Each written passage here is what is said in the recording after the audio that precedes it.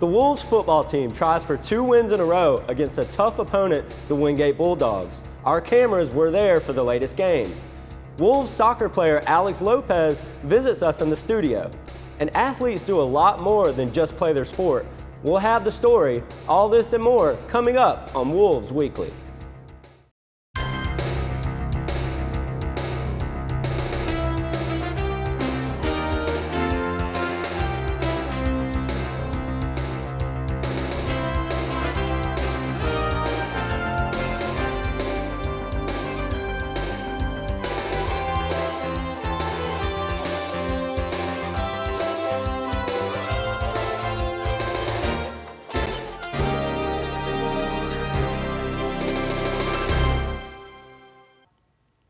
From the Langford Center studios at Newberry College, I'm Tucker Moore. And I'm Courtney Belton. Welcome back to Wolves Weekly.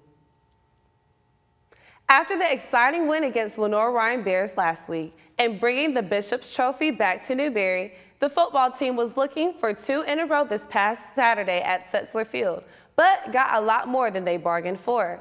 Our Wolves Weekly team was there to bring you the highlights. The Newberry Wolves faced off against Wingate Bulldogs this past Saturday as the Pack brought down the Bulldogs 43-42. While both teams played a great game, Newberry out-hustled the Bulldogs in total yards with a total ending in 479 and 413 pass yards. In the beginning of the match, the Wolves struggled to open up their offense, creating diversion for score on the board. However, the Bulldogs opened their scoreboard in the first quarter of the game, scoring the first touchdown of the contest. Throughout the game, the Wolves struggled to open up their offense, creating more room to put the Bulldogs on the scoreboard.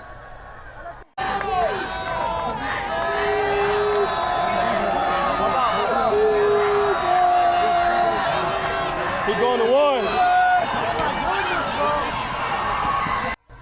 After halftime, the Wolves came to bite back.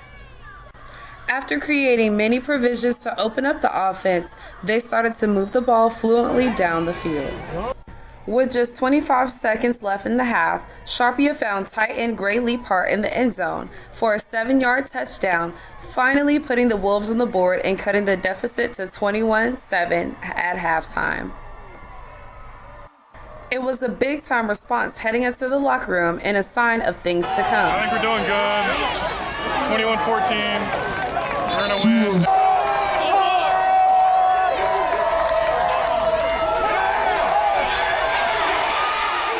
The Bulldogs tried to respond, but the Wolves held to their defense.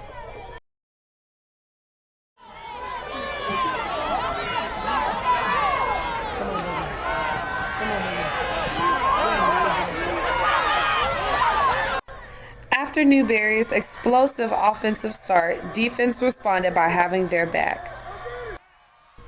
Wingate responded with dramatic offense, hoping to push the ball down the field. However, they were met by a pack of Wolves. 4 minutes after the first touchdown from the Wolves, Sharpia found Rico Dorsey Jr. for a 17-yard touchdown, resulting in a 21-apiece tie between both teams.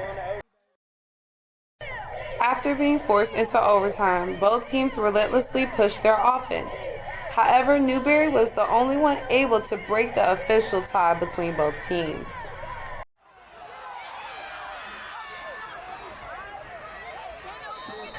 With Newberry now controlling the offense and the motion of the game, everybody was on their seats to find out who would win.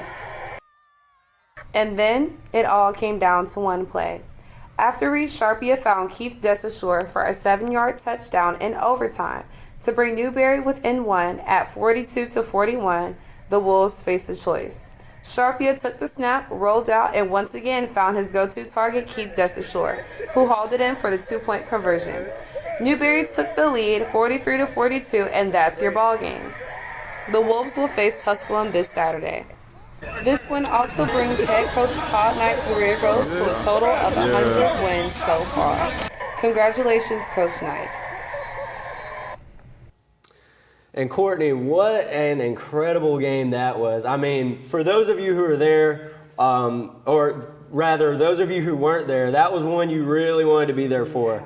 What an incredible game. I mean, the fight that these guys showed, coming back down from 21-0 early in the second quarter. I mean, you know, you see the result of the game. You see how it played out all the way throughout.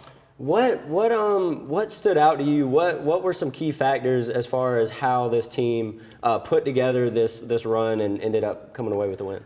Well, this week, Tucker, honestly, it was the defense coming back really strong and holding their own. We saw a lot of turnovers and just things being done to initiate plays for the offense and things like that. So the commitment they really showed this week was very just spontaneous, if you may. Like, it was just unbelievable how strong the Wolves actually came back. Yeah. And defense, along with the offense, we had Reed Sharpia with, I mean, one of the top performances from a quarterback in years with 413 yards, 6 touchdowns, 1 pick, and, you know, his partner in crime, so to speak, Keith Desashore, yes. 2 touchdowns. Had the game-winning 2-point conversion. So, you know, it was just a fun one to watch. And I'm really excited to see how they come back and play against Tusculum as they try and get to 5-1. Wolves Weekly will continue in a moment.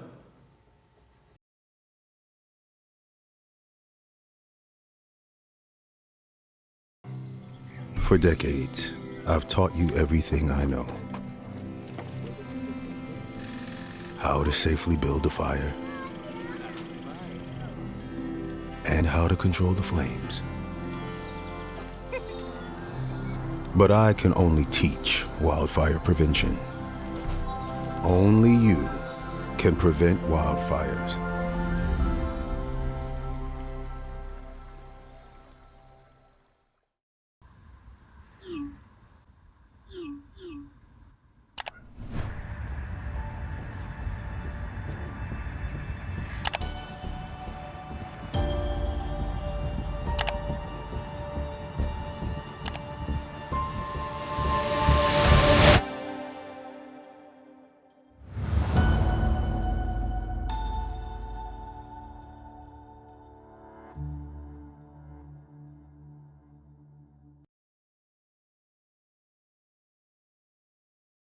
Welcome back to Wolves Weekly. I'm Philip Wade. Joining me today in studio from Wolves soccer team is Alex Lopez.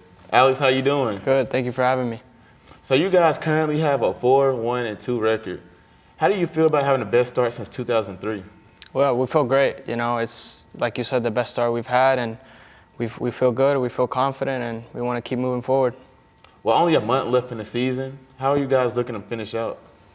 We want to finish strong. We think we will finish strong. We're a team that doesn't give up, and we want to keep winning games. So the success this season, what's been different this year compared to other seasons? Yeah, this year we don't know how to give up. You know, we have a strong group of guys who just keep battling. They don't know how to lose, and that's how we got the tie against Lenoir-Rhyne. So I know this is your senior year. This is your final year. Yeah. How's it been taking up that leadership role for the team and being a role model? I just like to do my part, you know. I've learned a lot over the years being, now that I'm a senior, and just do the best that I can do doing my part. So I also noticed you guys' games, there's been a lot of close games. Mm-hmm. How do you guys manage to thrive under pressure and, you know, win and close out those tough, close games? Yeah, like I said, you know, this group of guys don't know how to give up. You know, we try our best to come out on top, and this year's it's a different atmosphere, different energy, and that's how we've been closing out games. So I have a personal question for you real quick. So do you have any plans to continue to keep playing soccer after Newberry, or? Oh yeah, of course. Since I've gotten here, I've gotten a lot better, and I want to continue my career as long as I can. Well, that's good, man. Hey, everybody here at Newberry College will definitely support you on your journey wherever you go. Thank you. You're welcome. Wolves Weekly will be right back after this break.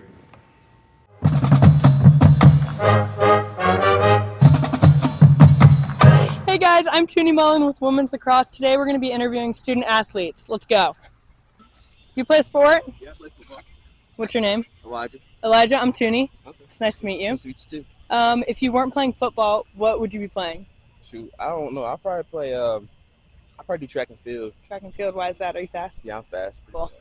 Great. Have a great day. You too. Do you play a sport? Yeah, I play women's lacrosse. This is my dear friend Chloe Baker. If you weren't playing women's lacrosse, what sport would you be playing? I would play field hockey. Why? Because I love Coach Dave. Yes! Yes! Dave! Have a great day. Good luck in class. Hello! Do you play sport here in Newberry? I do esports. Esports, what's your name? TJ. TJ, I'm Toonie. Nice to meet you. If you weren't playing esports here, what sport would you be playing?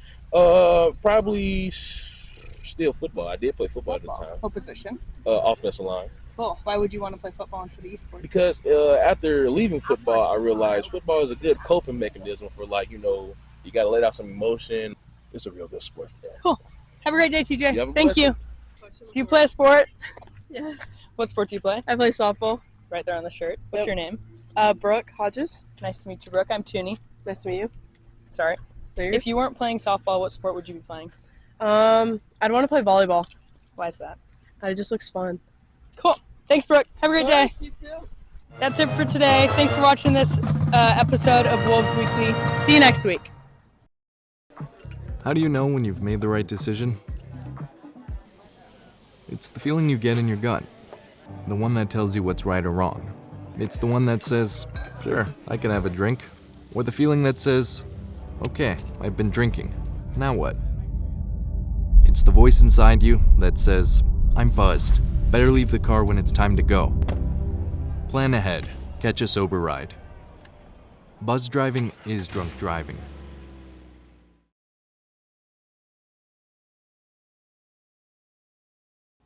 Welcome back to Wolves Weekly. I'm Courtney Belton. While all of our athletes on a team give their best to play their sport, sometimes they give a little bit more. The Newberry baseball and softball teams recently volunteered to participate in their annual game with the Screaming Eagles Special Needs Athletics, which marked the 10th anniversary of the event. Our team has the story. On Wednesday, September 25th, the Newberry baseball and softball programs hosted the Screaming Eagles Special Needs Benefit baseball game at the Smith Road Complex. The Screaming Eagles are a team of special needs athletes of all ages and abilities who attend schools throughout the Midlands of South Carolina. The organization provides physical, speech, and occupational therapies for participants. The annual game at Newberry College allows each child to be paired with a Newberry baseball or softball player to learn the ins and outs of the game. This annual event marks a very special relationship between the two teams, and for some Newberry College student athletes, this is more than just a game. I'd say definitely the kids, just seeing those kids get out here, it just gives you a different perspective on life, and just with the struggles and disabilities they got, they still find the joy in being out here, and they're happier than I am on most days, and so it just really puts everything in perspective for you. It means a lot to me because I'm from around here, so I've done this for even longer than being at Newberry, so I've known a lot of the kids, it's been the same kids, so it really means a lot to me. Some of them, most of them have disabilities that other people don't have, and the way they push through it, it means a lot for me and for other people, so yeah, there's definitely an impact on me. Co-founder of the Screaming Eagles, Jenny Bauer, is an inspiration for many. She has helped cultivate a mix of charity and competition, truly affecting the lives of countless children in the process. While her work is an inspiration alone, we wanted to know what inspired her to take on this challenge and make the Screaming Eagles a reality. The inspiration behind it is my son Braden, who just turned 18. We wanted to give him the opportunity, him and his friends, the opportunity to have play a sport just like any other kid would play.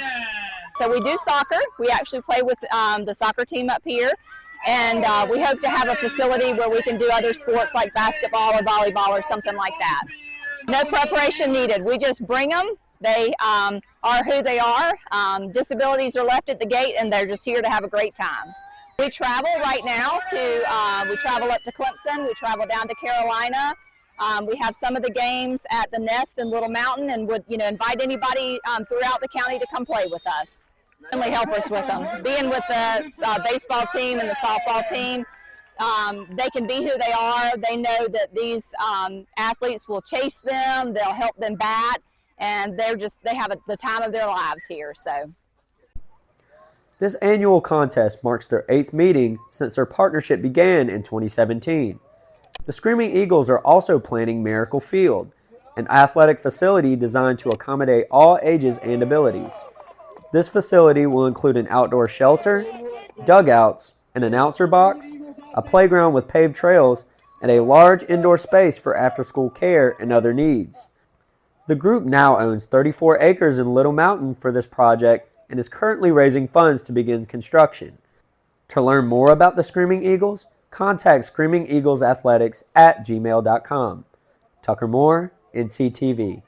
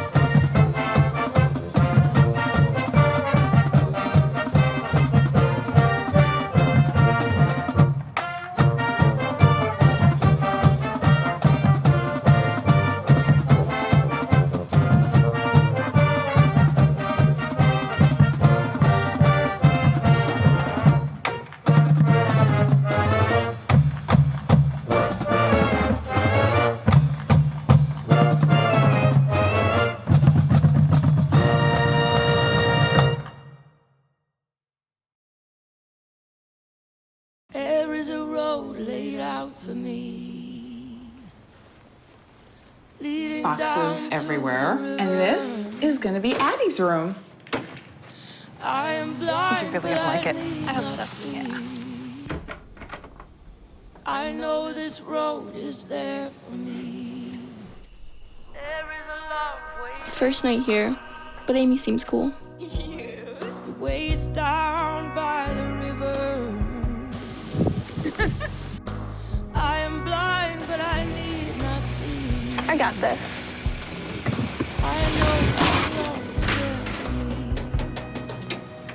Okay. If I'm really free, take me down to the river and wash me.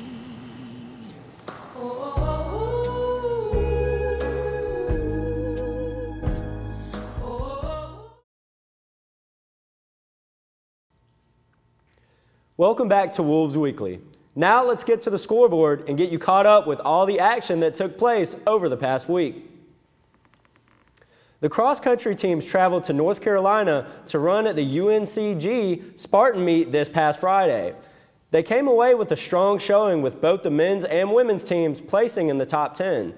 The men took 4th place, led by Tyler Shoemate, who finished 7th overall in the 8K with a time of 26:54. On the women's side, they finished 8th overall, led by Olivia Hare, placing 25th with a time of 20:17. The cross-country teams look to continue their momentum as they travel to compete at the Land Shark Invitational on October 11th. The women's volleyball team placed back-to-back conference games against Lenore Ryan and Mars Hills on Friday and Saturday. They won the first game with a dominant performance, winning 3-0 against Mars Hill and then losing the second game to Lenore Ryan by the same score. Standout players for this game were Carol Hussey with a total of 23 kills and Samantha Schaefer with a total of 14 kills. Assists were high in these games with Annie Dill and Merrick Bracken with a combined total of 51 assists. The Wolves moved 7-4 overall and 2-3 in the SAC play, and they continue conference play at home against Anderson this week. The third-ranked field hockey team continued their winning streak against Converse on Sunday, outscoring them 6-1 with Emma Westbrook leading the way, scoring 4 out of 6 goals. Lieke Varenkamp and Mia Pankos also helped with a goal of their own. Peyton Keeler, with an amazing distribution of 4 assists on the day, contributed to the victory. In the second quarter, Converse scored a goal, making it 2-1 going into the half. However, the Wolves found the back of the cage multiple times in the second half, sealing the win. In goal, Ayanda Mangana made 2 saves as the Wolves defense shut out Converse in the second half. The Wolves continue their next game on their home turf against LMU this week. Newberry men's soccer faced Lenore Ryan in a fierce battle this Saturday, which ended in a draw 1-1. Lenore Ryan scored first at the 22-minute mark in the first half. But the Newberry defense held strong, not allowing another score for the rest of the game. A shot by Tomas Quiros that would hit the net, assisted by George Rathmill in the 78th minute, tied it up, and the game ended in a tie. The Wolves moved 4-1 and 2 and will face Bob Jones in the next matchup. Newberry women's soccer also faced Lenore Ryan on Saturday, and they fell short and lost 2-1. Lenore Ryan scored first in the first half, leaving the Wolves scoreless until the second half, when Natalie Ruiz scored to tie the game, but that didn't last long. Within 7 minutes, the Lenore Ryan Bears scored a goal of their own to take the lead, and Lenore Ryan held on to win. The Wolves moved to 5-2-1 overall and 2-1 in conference play. The Wolves go on the road to face Coker in their next match. This week's South Carolina Army National Guard Players of the Week are senior Samantha Schaefer from the volleyball team and junior football linebacker Devron Williams. Schaefer hit .292 with 10 kills and 3 total blocks and 2 digs to lead the Wolves to a 3-0 sweep over Emory and Henry in their team's home opener. She is tied for the team lead in hitting percentage and is third on the team with 14 total blocks. In her 4-year career, she has 690 kills and 184 blocks. Williams returned from injury to lead the Wolves defense with 8 total tackles, 5 solo, and the 20-17 road win over Lenore Ryan. Newberry ranks 15th in the country in scoring defense, allowing just 15 points per game. In these 2 games he has played in this season, he has recorded 21 tackles and has 76 tackles in 14 career games. And as always, don't forget that you can find the latest in Newberry College athletics at newberrywolves.com. You can find all the headlines, check the stats, learn how the teams are getting ready for the next game, see the latest schedule, and get your official Wolves merchandise. All this and more is available anytime you want it and anywhere you want it at newberrywolves.com. And now, let's take a look at the weekend ahead of games for your Newberry Wolves.